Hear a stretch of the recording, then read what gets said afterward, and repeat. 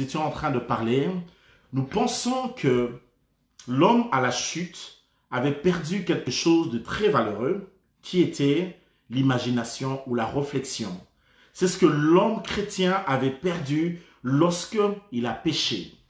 Et nous sommes très convaincus que le péché maintient l'homme dans l'incapacité de réfléchir, d'émettre des idées à la hauteur voulue par Dieu. Voilà pourquoi cette semaine, nous sommes en train de prier pour libérer toutes les personnes qui étaient dans les prisons de la pensée, dans les prisons des idées, dont leur imagination ne pouvait pas très bien fonctionner. Alors, écoutez ceci. Tous les êtres humains ont reçu de Dieu de la réflexion, de l'imagination, de la pensée. Ça vient de Dieu. Ce n'est pas... C'est un cadeau du ciel, l'imagination, la réflexion, l'intellect, le monde de la réflexion. C'est un don de Dieu, c'est un cadeau du ciel. Et c'est ce qui différencie l'homme aux animaux. La chose qui fait que l'homme soit différent des animaux, c'est ce domaine de la réflexion. Parce que parfois nous avons des sentiments. L'homme a aussi les animaux ont aussi des sentiments. Parfois, allez, comment je peux dire? Il y a tant de choses qu'on peut aussi trouver chez un animal que l'homme peut aussi avoir. Mais un animal ne peut pas réfléchir comme l'homme. Le cosmos peut être grand, mais l'homme le défie. L'homme est capable de réaliser des choses au-delà et montrer qu'il est le maître dans la création.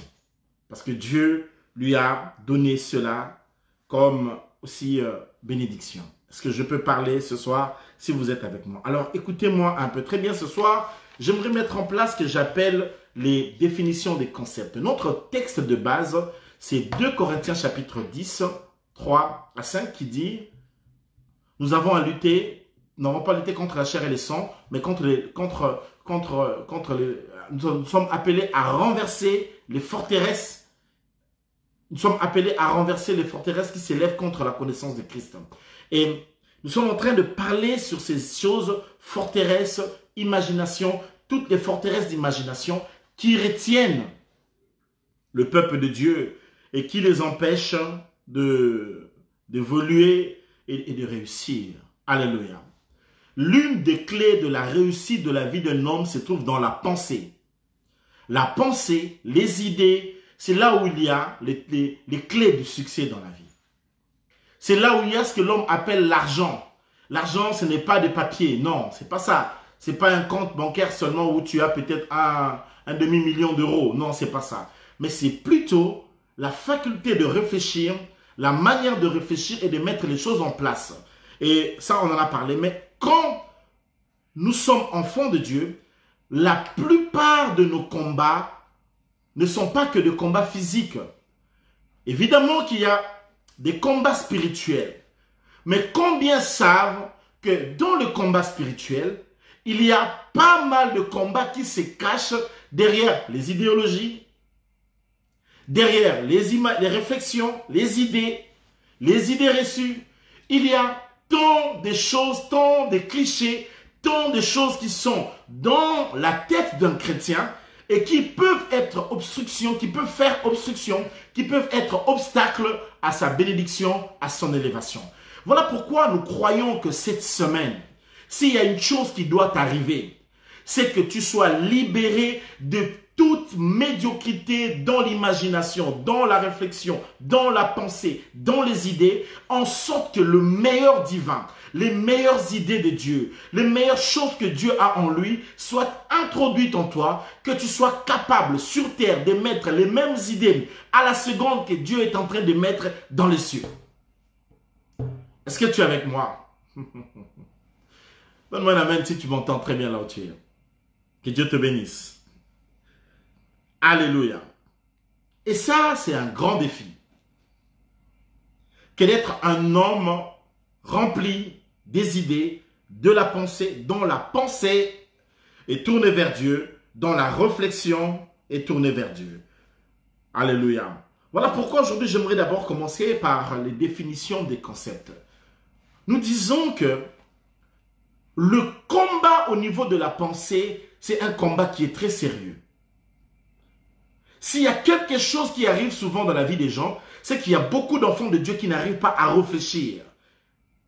Ils n'arrivent pas à... Quand ils ont des problèmes, ils n'arrivent pas à réfléchir. La foi n'est jamais contre la réflexion. La foi, c'est réfléchir dans le sens de Dieu. C'est penser comme Dieu pense la chose. C'est ça la foi. Alors je vais vous dire un des grands problèmes dans le christianisme. C'est quoi en fait le problème? C'est le fait de dire que quand tu as un problème, tu as prié, laisser les choses entre les mains de Dieu, pour toi veut dire c'est refuser de réfléchir. Non, non, non, non, non, non, non. C'est pas comme ça que Dieu voit les choses. Au contraire, laisser les choses entre les mains de Dieu est sous-entendu commencer à réfléchir comme Dieu est en train de réfléchir. C'est ça.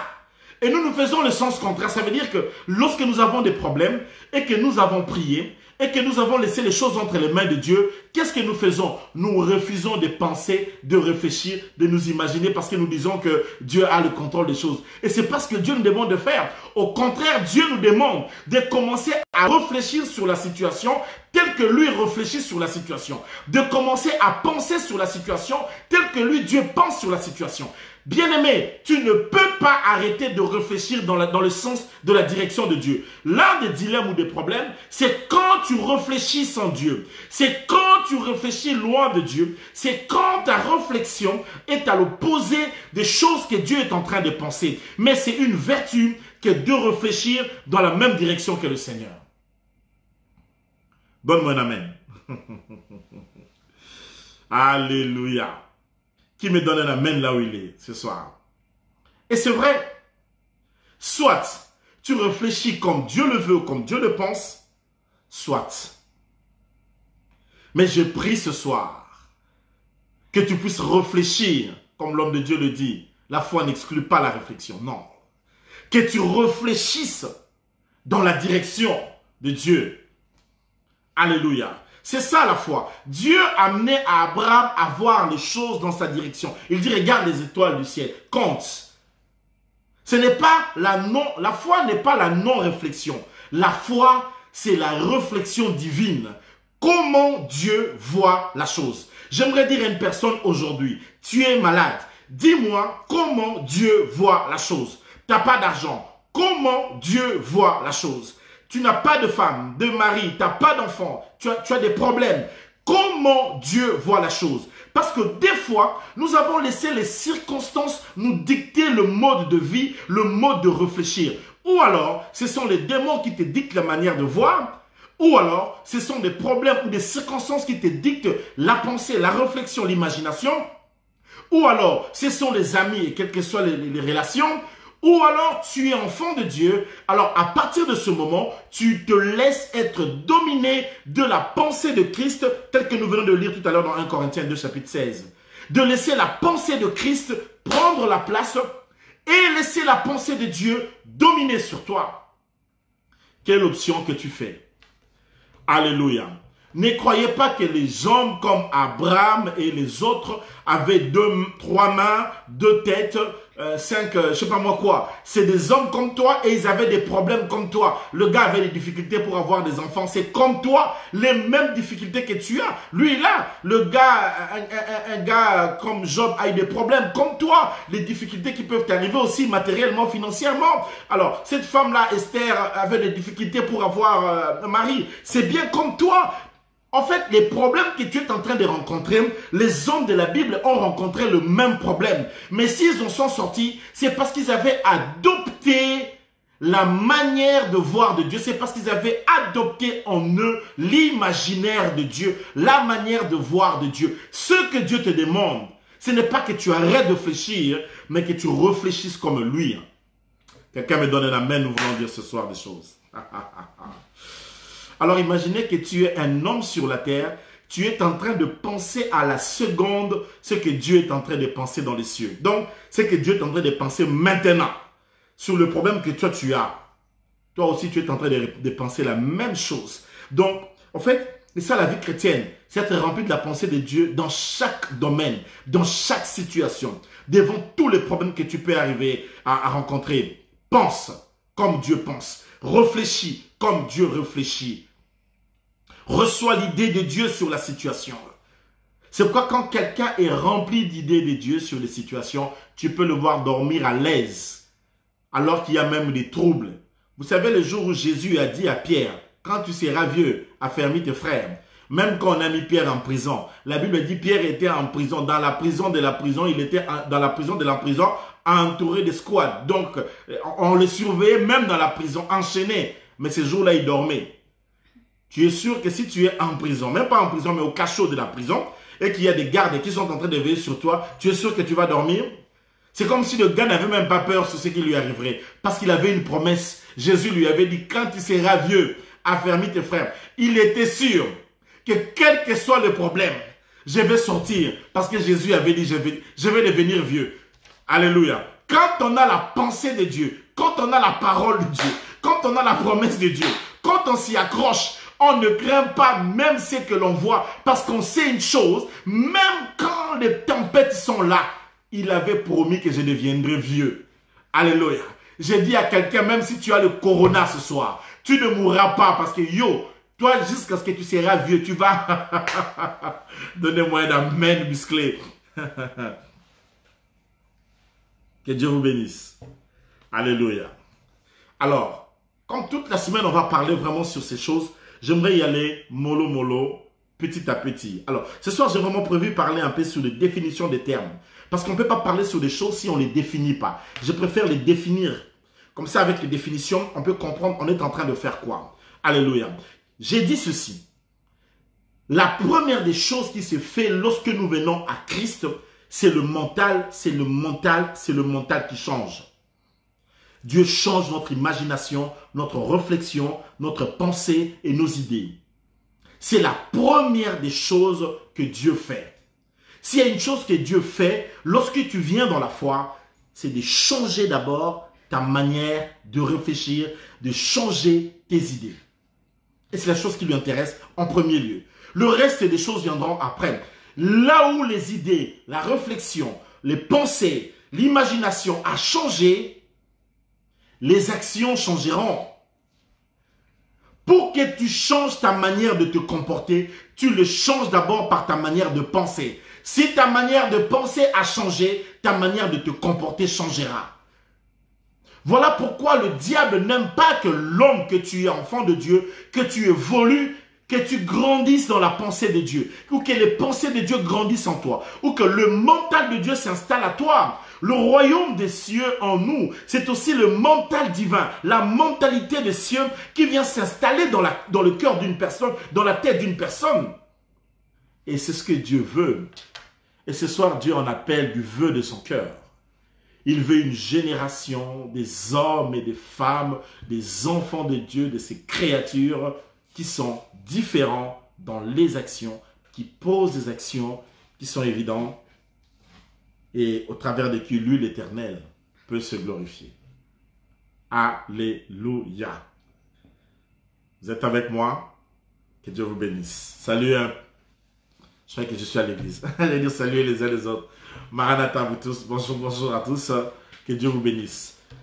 Pour un peu de repos, essayons un peu de partager. Partagez un peu aux frères et sœurs la vidéo. Mettez les mariés en direct. Partagez à d'autres personnes pour qu'ils puissent se joindre à nous et que nous puissions entrer. Parce que là, maintenant, nous voulons aller dans le fond des choses. Que Dieu vous bénisse, vous tous si nombreux qui êtes là. Je crois que Dieu va faire des choses folles dans vos vies.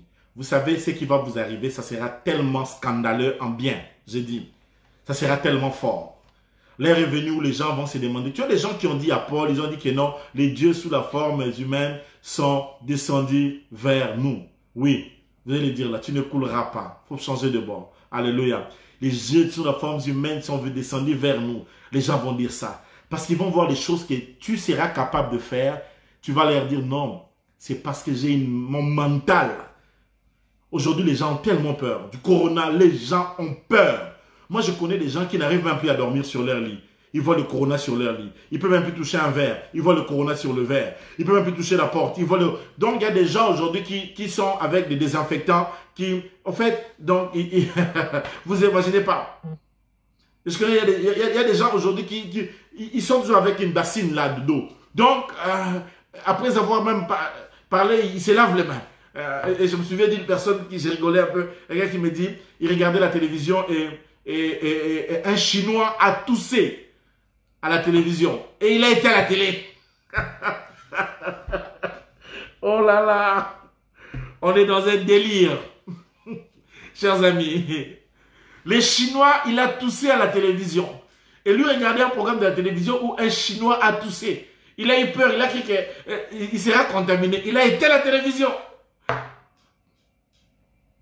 Alléluia. Cette peur, c'est vrai qu'il faut que les gens soient conscients. Mais on a quitté la phase de la conscience, on est entré dans une phase de la peur. Les gens ont peur. Oh là là. Que Dieu te donne la paix. Reçois la paix, c'est ça. Alléluia. Bon, maintenant je vais avancer. Alors, qu'est-ce que la Bible définit-elle ces termes? La réflexion. La réflexion, dans la Bible, le mot signifie le but. Alléluia.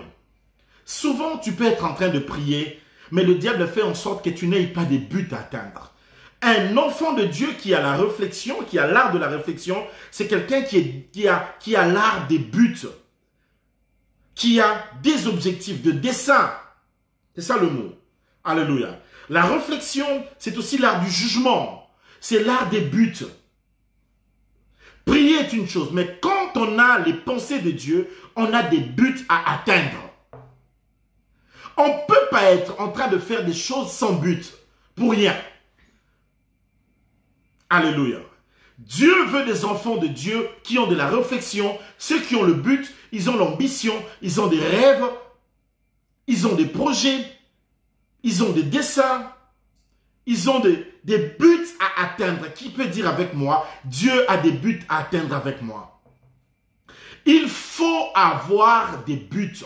Alors écoutez-moi, dans le combat de la foi, lorsqu'on est chrétien, quand le diable attaque notre réflexion, il fait en sorte que nous n'ayons pas de buts.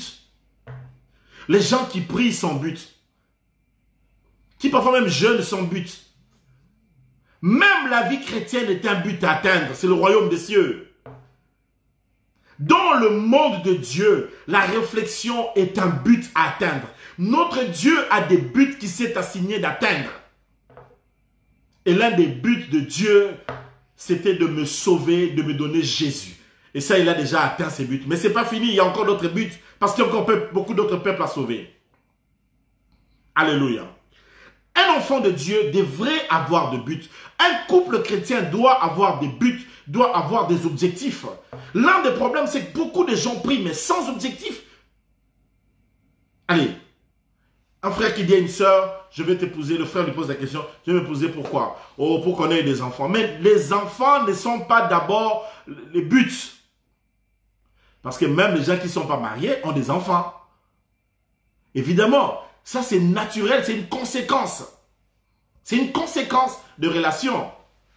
Quand vous mettez l'homme et une femme ensemble, la grossesse va venir, qu'ils soient mariés ou pas mariés. Donc on ne peut pas dire qu'on se marie pour avoir des enfants. Sinon, tous les enfants là qui naissent là où il n'y a pas mariage, ne sont pas des enfants. Je comprends qu'évidemment, mais du moins là où il y a un mariage, il y a une conséquence, c'est les enfants. Ça vient des enfants. Mais ayez des buts. Dieu vous attend dans des buts. Dieu vous veut dans des buts. Dieu attend voir en vous des buts. Vous devrez avoir des buts à atteindre. Alléluia. Et il y a beaucoup d'enfants de Dieu qui ne réfléchissent pas. Qui ne cherchent même pas, qui ne comprennent pas. Les buts dans la relation, les buts dans les finances, les buts dans les projets, les buts dans l'éducation de vos enfants. Beaucoup de gens éduquent leurs enfants sans but. Bako la caca, ils vont grandir, ils vont comprendre la vie. Non, on n'a pas, les enfants, ce n'est pas que non. Il faut avoir des buts à signer lorsque tu veux avoir tes enfants, ce que tu penses que tes enfants devraient devenir. Il faut réfléchir, qu'est-ce que mon enfant ici deviendra? Qu'est-ce que ma fille ici deviendra? Il y a des parents qui réfléchissent vraiment à l'avenir de leurs enfants et qui s'y mettent dans ils croient en ça, ils s'y mettent comment je veux dire, des moyens pour atteindre le but qu'ils ont assigné dans la vie de leurs enfants. Alors, il y a tant d'autres enfants, depuis qu'ils sont nés, Personne n'a pensé, il n'était même pas un projet. Ils étaient même, aucun but. Donc les parents sont là, donc les enfants grandissent dans la jungle, et bon voilà, et tout, bon ils vont comprendre, c'est la vie, hein, c'est la vie. Oh, Boni Boye. Ça ne se fait pas comme ça. Alléluia. Alors, certainement tu es en train de dire que tu ne connais pas l'avenir. Voilà une raison pour laquelle tu dois commencer à réfléchir. C'est quand tu pries, tu réfléchis sur l'avenir de tes enfants, que tu verras maintenant Dieu commencera à les encadrer, à t'orienter, à leur donner le meilleur pour leur demain. S'il y a des buts que tu veux atteindre avec tes enfants, il y a des buts. Quand un garçon vient dans ta vie, il vient avec quel but? C'est quoi son but? C'est quoi le but? Oh, on va se marier, oui, mais c'est pour quel but? Quelle est la vision qu'il a de toi? Quel est le projet? Il a quel projet? Alléluia. Les enfants ne sont pas des légumes, tu as raison. Vite écoutez. Je peux dire quelque chose? Il vient dans ta vie, te dit non, ouais, je te vois, oh, un peu les kinos là qui viennent. Oh, petite, qu'est-ce que tu penses? N'importe quoi. C'est pas comme ça marche pas comme ça. Il a quel but? C'est quoi le projet? Il faut être aussi séduit par un projet. Voilà, on va se marier, on va faire telle chose, telle chose, telle chose. On va réaliser telle chose, on va bâtir telle entreprise, on va devenir tel comme ça, on va s'installer dans tel coin. Ça sera comme ça, c'est un projet. Oh non, ça ne va pas se faire comme ça. Il faut qu'il y ait un projet. Même quand une femme vient dans ta vie, il faut qu'il y ait un projet. Elle est venue faire quoi? Elle est venue faire quoi? Tu es avec elle pourquoi? C'est quoi son projet? Elle amène quoi comme projet? Qu'est-ce qu'elle a en tête? Un vrai mari, c'est celui qui a un rêve de faire arriver à sa femme dans un projet. Une femme bien, c'est elle qui vient s'associer à un projet qu'un homme a pour que vous arriviez à transcender, à réaliser. Et Dieu aime les gens qui réfléchissent. Et le diable nous empêche de réfléchir. Le diable nous empêche de réfléchir. Satan ne veut pas une église qui réfléchit, des chrétiens qui réfléchissent, des couples chrétiens qui réfléchissent. Des couples chrétiens qui réfléchissent savent mettre leur projet en prière.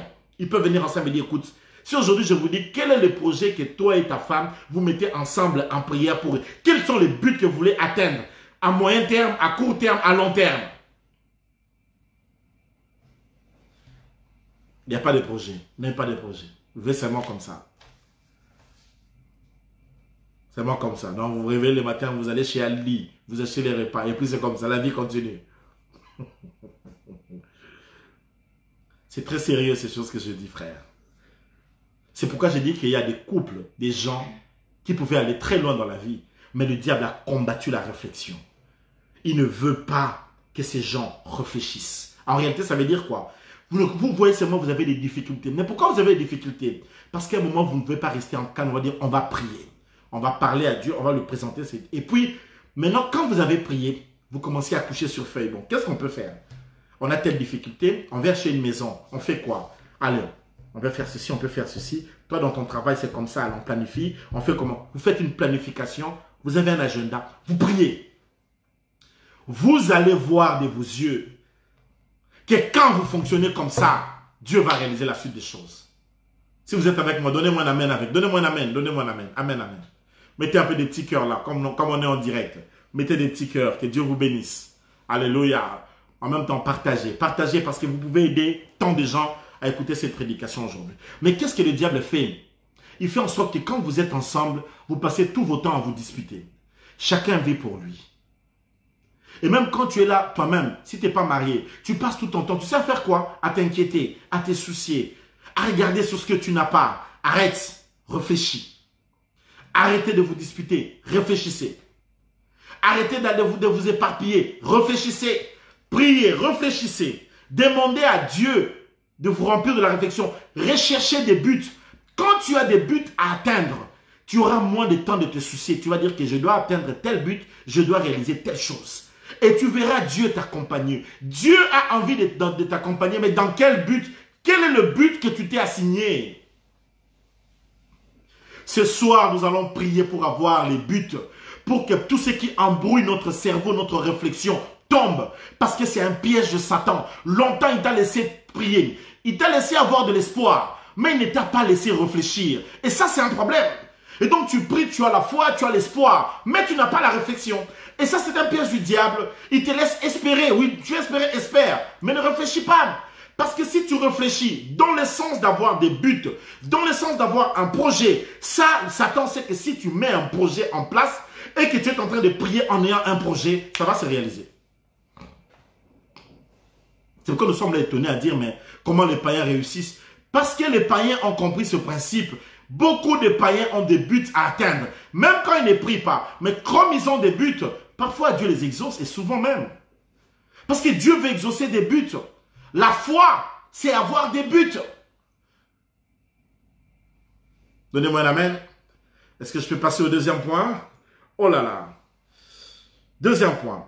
L'imagination. J'ai dit qu'aujourd'hui, on ne fait que la définition des concepts. Demain, on va continuer et on va évoluer. L'imagination. Écris-moi ça un peu, s'il te plaît, là. Imagination. Alléluia. Imagination. L'imagination dans la définition biblique, c'est quoi en fait? C'est regarder ce qui n'existe pas encore. Oh! C'est fort. C'est regarder ce qui n'existe pas encore. Je définis en grec. Parce que je ne vais pas prendre des définitions de Larousse, autre chose. Non, non. Moi, je vais vraiment définir dans les contextes bibliques. Et c'est très important, ça. Alléluia.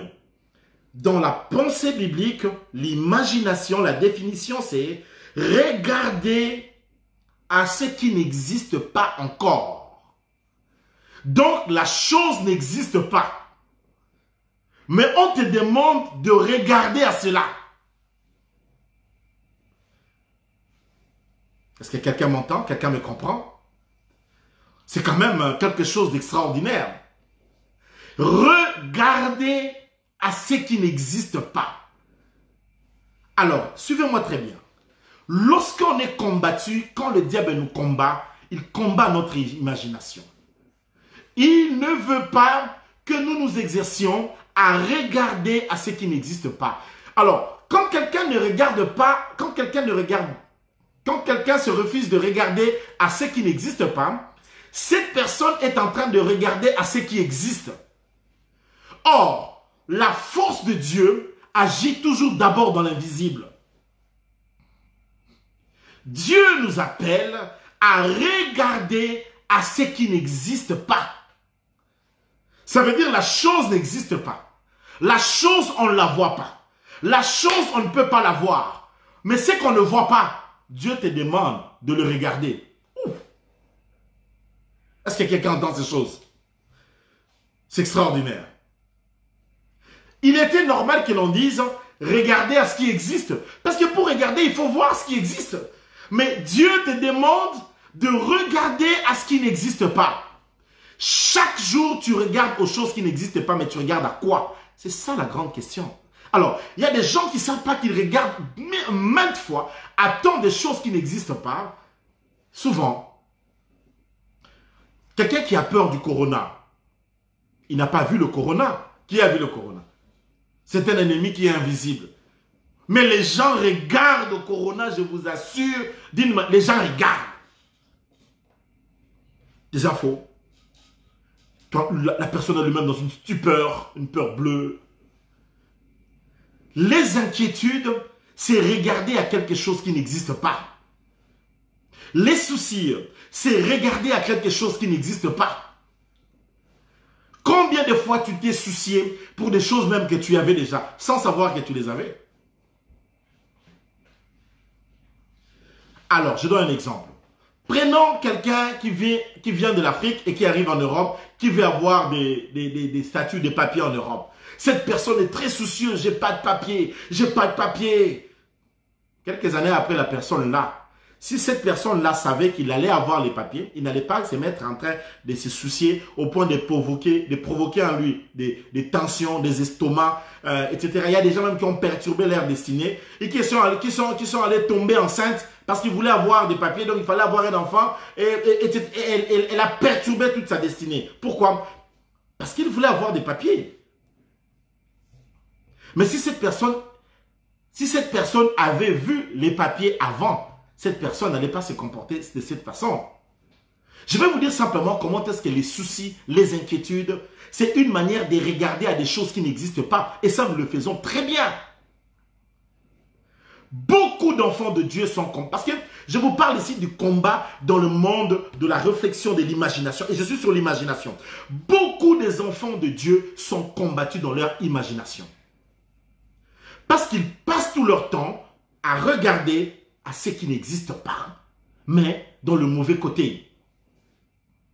Soucis, inquiétude, pleurs, peur, difficultés. Il y a même des gens qui croient qu'ils sont en train de mourir. Il y a même des gens qui croient que moi, ça ne va pas. Nous, ceci, dans cette famille, qu'est-ce qu'on va faire? Ne pleure pas. Ce soir, Dieu veut t'apprendre à regarder à ce que tu n'as pas vu. Il y a des choses qui n'existent pas aux yeux des hommes, mais qui existent.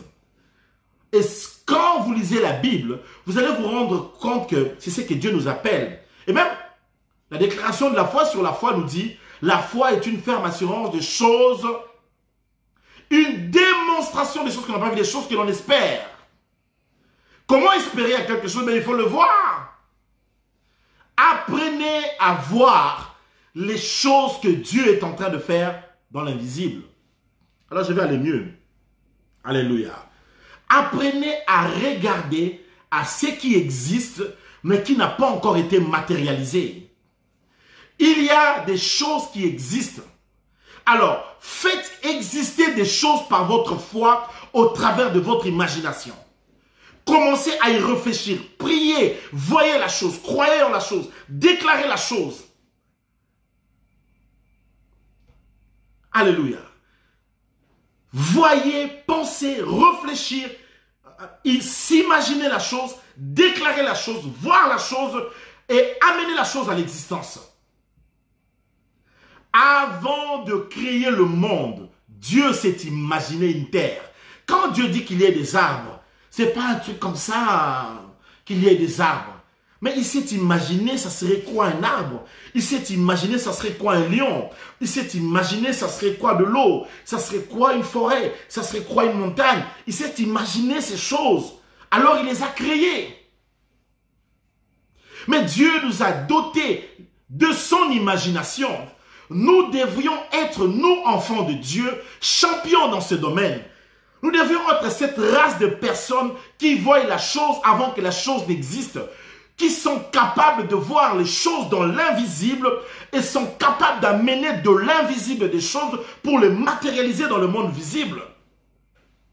Et ça, nous avons besoin de nous imaginer des choses. Prier Dieu, c'est d'abord s'imaginer qui est Dieu. C'est ce que nous faisons. Quand nous prions, nous fermons nos yeux, nous les réalisons, nous essayons de nous imaginer Dieu est comment. Chaque personne qui prie se réalise Dieu dans sa tête. Nous faisons appel à l'imagination. Et nous prions, nous prions, nous prions, nous voyons la main de Dieu. Autant dans la vie de la foi, le diable sait que si nous sommes remplis de l'imagination de Christ, si les pensées, l'imagination de Christ est en nous, si nous développons cette capacité de voir les choses, de regarder aux choses qui n'existent pas encore. Alléluia.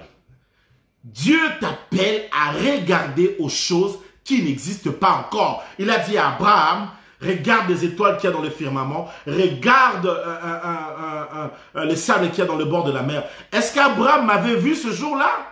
Est-ce qu'il nous avait vu, nous, ses enfants tous? Est-ce qu'Abraham savait qu'un jour, il y aurait une église? Non. Mais Dieu lui a demandé de voir, imaginer, commence déjà à réfléchir. Ça sera comment? Souvent, nous avons peur de ce genre de choses parce que les gens disent que non, l'imagination, c'est quelque chose de mystique, etc. Non, non, non, non. Mais qui a créé l'homme? Qui a mis dans l'homme l'imaginaire? C'est Satan? Mais c'est Jésus! Arrêtez d'avoir peur des termes. Comment expliquer que Dieu crée sa créature? Il met en lui la réflexion, l'imagination, et vous ne voulez pas que la personne réfléchisse, s'imagine des choses. Ce n'est pas interdit de s'imaginer. Ce n'est pas interdit. Mais le truc, c'est de le faire avec le Saint-Esprit, de le faire via la parole de Dieu, de le faire avec la foi en Dieu. C'est là où il y a le truc.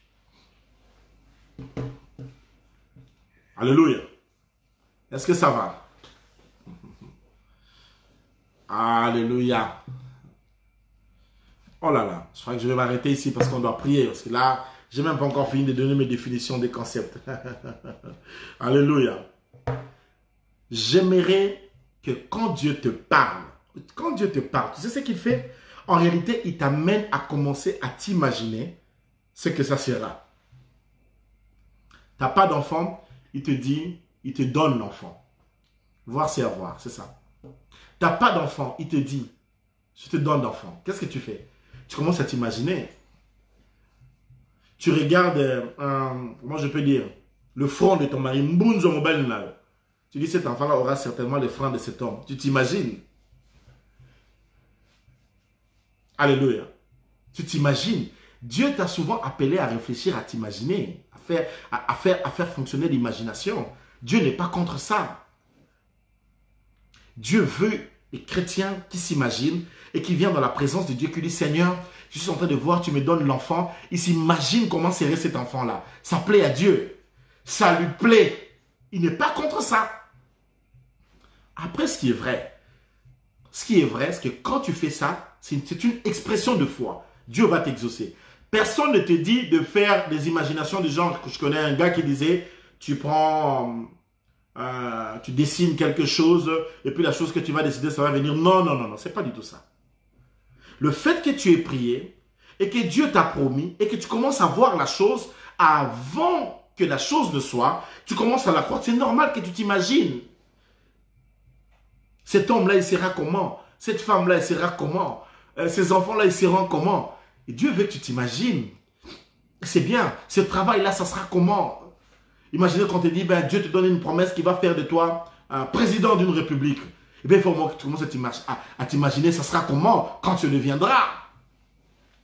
Tout le monde a déjà pensé, je vais prendre John Bizet comme étant Premier ministre.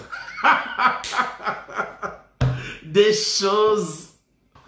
Alléluia. Bon, c'est en sérieux. Donnez-moi un amen, s'il vous plaît.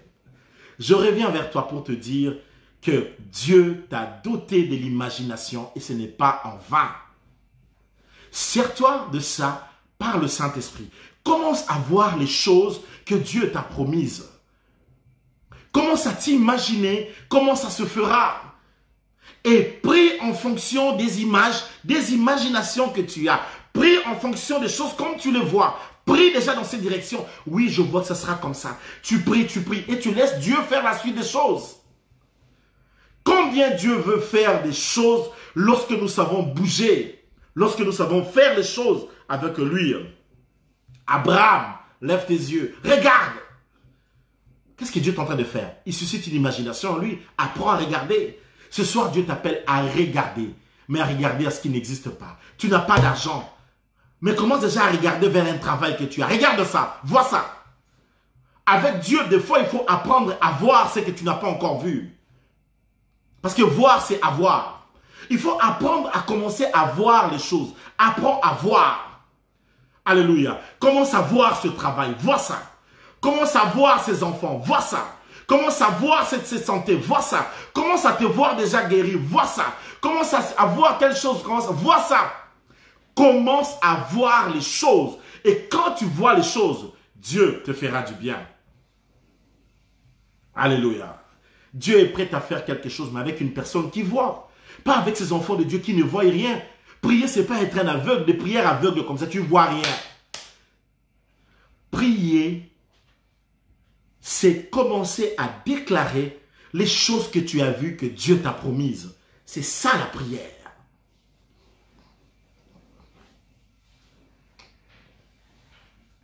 Alléluia. On va s'arrêter là pour aujourd'hui, je pense. J'aimerais bien avoir une question. Si quelqu'un a une question, il peut mieux me l'écrire. Même là, je veux répondre parce que je pense que ça peut être un peu... Je pense que demain, on pourra continuer à parler. On a encore une très grande matière. Je crois même qu'en un mois, on n'aura pas fini ces choses ici. Il y en a encore assez. Tu pries comment? Dis-moi comment tu pries. Tu pries quoi? Tu pries quoi? Prier, c'est pas venir demander à Dieu, Seigneur, donne-moi, donne-moi. Est-ce que tu l'as vu? Le truc, c'est pas de venir dire à Dieu, donne-moi, donne-moi. La question, elle est, est-ce que tu l'as vu? Est-ce que la chose que tu viens de demander là, est-ce que tu l'as vu? Je ne demande pas de voir ce qu'il y a, mais de voir ce qu'il n'y a pas. Un gars comme Joseph voyait des choses, lune, soleil, étoiles fléchir devant lui. Et jusqu'à ce qu'il va voir l'élévation. Serrez la promesse de Dieu dans vos cœurs. Croyez en cela. Regardez en cela. Même quand tu es dans un pays qui est difficile, ne regarde pas les circonstances, le problème avec toi. S'il y a du mal à t'en sortir de ta situation, c'est que tu vois les circonstances. Apprends à regarder vers ce qui n'existe pas. Ne regarde pas ce que tu vois, mais regarde ce qui n'existe pas. Car tout ce que tu vois n'est pas tout ce qu'il y a. Tout ce que tu vois n'est pas tout ce qu'il y a. Il y a des choses qui existent, mais tu ne les as pas vues. Alors apprends à les voir avant de les avoir. Alléluia. L'imagination, c'est regarder à ce qui n'existe pas encore. Tu vois la chose, tu ne l'as pas. Mais tu commences déjà à regarder ça. Ce soir, je commence à regarder beaucoup de choses. Des choses que je n'ai pas. Je les regarde déjà. C'est ça. Lève-toi, commence à regarder à ce qui n'existe pas. À ce que tu n'as pas encore vu matériellement. Mais commence déjà à voir ça. Dans les yeux de la foi. Dans le cœur de la foi. Et au travers de la parole de la foi. Vois. On me signale que le temps est en train de partir et qu'on doit prier. Merci. Alléluia. On pourra continuer l'enseignement demain parce qu'il y a des choses à dire. Mais il faut qu'on prie. Il faut qu'on prie ce soir. On va prier sur tout ce qui bloque l'imagination. Des choses qui t'emmènent à voir que des problèmes. Toi, tu ne vois que des problèmes. Même quand ton mari ne t'a rien fait, tu ne vois que des problèmes. Donc le gars, il vient, il est au salon comme ça, tu viens. Qui t'a appelé? C'est Gertrude. Tu cherches quoi? Pourquoi tu vois que des problèmes? Maman, tu comprends de qui m'y a-t-il vraiment? Pourquoi il y a des gens comme ça? Ils cherchent, tu vois, il est à la maison, il est en train de chercher les problèmes. Il cherche palabre. Donc il est chez lui, il est avec sa femme. Il est en train de chercher palabre. Tu vois quoi? Zambé à bon Voyez. Voyez des choses. Voyez des choses à atteindre. Voyez des choses qui n'existent pas. Ce soir, priez. Donnez naissance en esprit des choses que Dieu a mis dans vos cœurs. Matérialisez ça par la prière. Priez, croyez en ça. Même quand tu n'as pas quelque chose, tu pries, tu déclares, tu crois en ça. Commence à voir. Voilà, ça sera comme ça. Je vais faire une épicerie. Je vais créer une banque. Je vais monter telle industrie. Je vais implanter tel aspect, telle société, telle entreprise. Je vais faire ceci, cela. Ça sera comme ça. Tu le vois déjà. Tu le vois. Et tu commences à prier dans cette direction. Mais c'est ça la prière. Et Dieu aime enfanter des choses comme ça. Des choses qui n'existaient pas. Mais que tu as commencé à voir. Et puis tu as commencé à prier pour ça. Les chrétiens, on devrait être les hommes les plus influents sur cette terre. Parce que nous avons l'art de l'imagination divine. Nous l'avons en nous. Mais nous ne l'exerçons pas. Et nous passons notre temps à regarder au diable. Ne regarde pas au diable. Ne regarde pas au diable. À regarder aux problèmes. Ne regarde pas les problèmes. Ni à ce que tu entends. Ni à ce que tu vois. Regarde à ce que tu n'as pas encore vu. Ça existe. Les enfants que tu n'as pas encore vus, ils existent. Le mariage que tu n'as, ça existe. Les choses que tu veux voir, que tu n'as pas encore vues, ça existe. Maintenant, regarde à ça. Et commence à croire que l'Éternel est un Dieu bon. Et prie au nom de Jésus.